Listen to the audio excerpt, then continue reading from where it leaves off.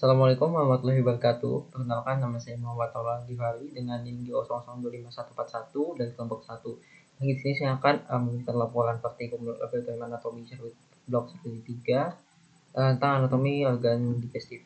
Di sini saya akan pertama menjelaskan laporan 1 terlebih dahulu, yaitu bagian lapisan dinding abdomen. Di sini mungkin bisa dari gambarnya aja, ini dibagi dua, itu bagian anterolateral dari sini. Kita lihat sampai sini, dan bagian belakang adalah bagian posterior. Lanjut, nah ini adalah bagian anterolateral, di mana di bagian anterolateral ini dibagi menjadi bagian superficial dan bagian dalam atau profunda. Mungkin dari paling atas dulu, yang paling bawah adalah kulit, kemudian adalah fascia superficialis. Di fascia superficialis ini dibagi dua lagi, yaitu ada fascia Kemper yang ini, kemudian masuk lagi ke bagian lebih dalam, yaitu fascia scalpa. Lalu ke fascia scalpa kita lanjut ke fascia profunda. Yang di fascia profunda ini di bagian di antara musculus, yang dimana kemudian ada yang namanya fascia muscularis. Nah, fascia muscularis itu adalah fascia muscula aponeurosis, muscula aponeurosis dan aponeurosis. Oke.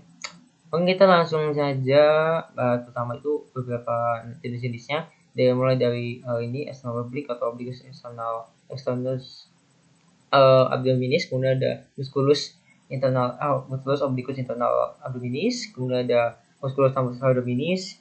Ini sebenarnya ada musculus abdominis, kemudian juga ada musculus pyramidalis abdominis. Mas ini nggak ada.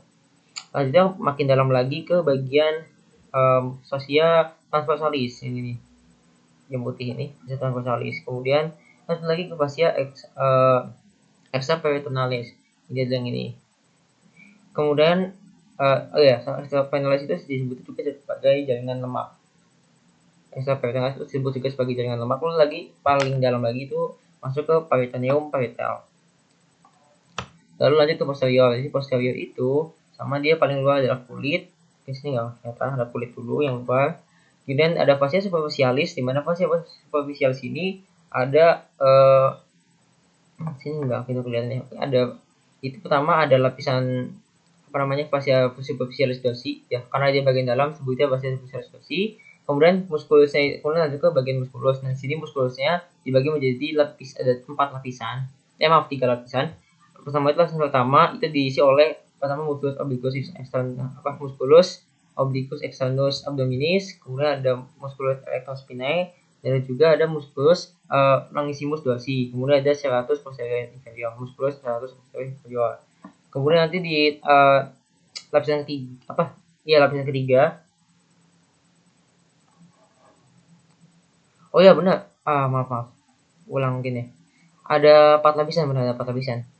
Itu pertama ada yang lewat, itu musculus latissimus dorsi, itu pada lapisan pertama. Nanti lapisan kedua tadi ada musculus obliquus externus abdominis, ada musculus erectospinae, terus ada musculus longissimus dorsi, terus ada musculus serratus posterior inferior. Nah, baru lapisan ketiga itu ada musculus multifidus, ada musculus interspinalis, kemudian musculus obliquus internus abdominis. Lalu lapisan keempat, lapisan terakhir itu bagian dalam, ini ada contohnya di sini ada quadratus lumborum, ada musculus iliopsoas, ada musculus transversus abdominis yang ini bagian dalam, ini bagian keluar. Mungkin udah hitung kalau misalkan di bagian dalam. Nah, ini musculus erectospinae itu lapisan kedua ya.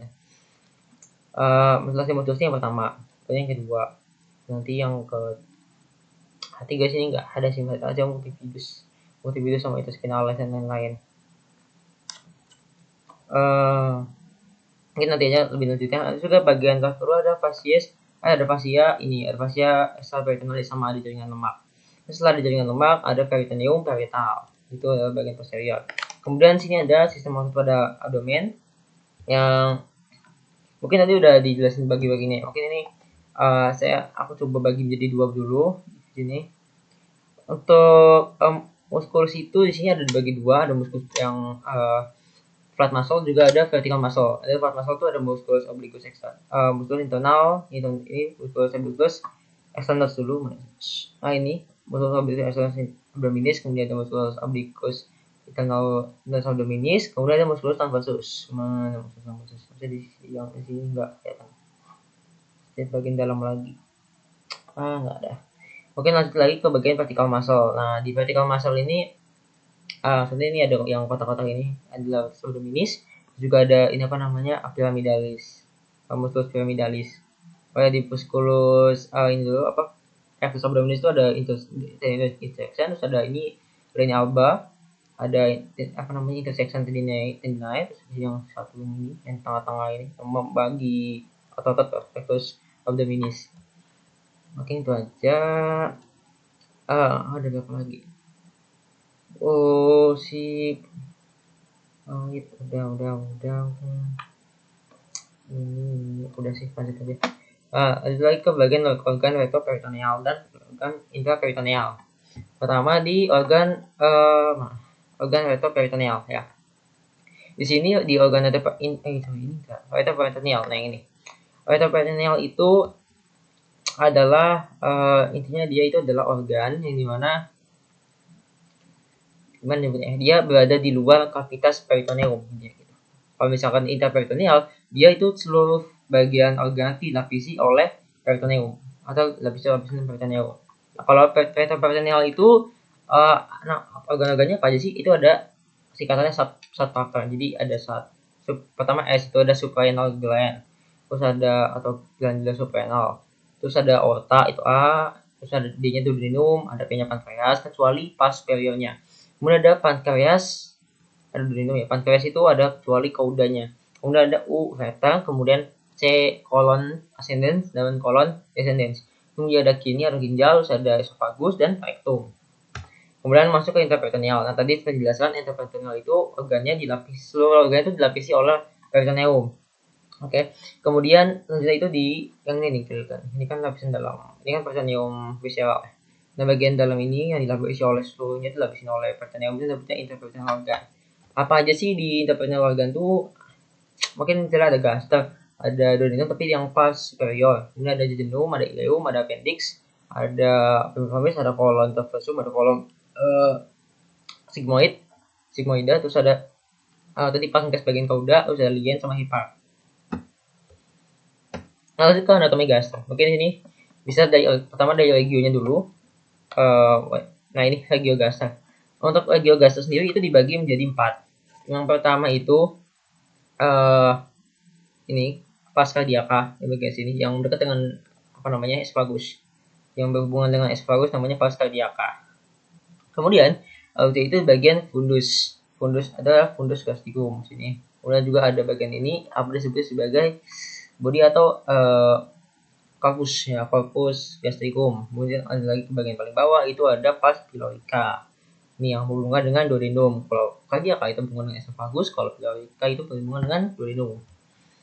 Kemudian ke sphincter gaster dibagi ada 2 karena sphincter itu fungsinya untuk menjaga reflux asam, dia juga membantu yang pengosongan lambung. Terus di sini mungkin dari awal dulu, yang pertama itu di sini di sini ada lower esophageal sphincter. Di sini dia lokasinya di lambung, kalau yang upper ada di esophagus. Karena ini masalah lambung, karena makanya disebutnya yang lowernya aja. Jadi lower esophageal sphincter di sini fungsinya untuk supaya asam lambung tidak reflux ke esophagus. Nah, kalau yang ini ada namanya pylori sphincter atau musculus sphincter pylori. Di sini fungsinya itu untuk pengosongan lambung. Lalu selanjutnya ke bagian appendix. Di sini mungkin appendix saya akan menjelaskan pertama itu lokasi-lokasi appendix, variasi lokasi yang ada di tubuh manusia. Pertama tuh ada appendix retrosekal, kemudian ada subsekal, ada pelvicum, ada preilial, sama ada postileal. Nah, di manusia itu terutama pada manusia itu mayoritas atau kebanyakan umumnya itu ada di posisi retrosekal.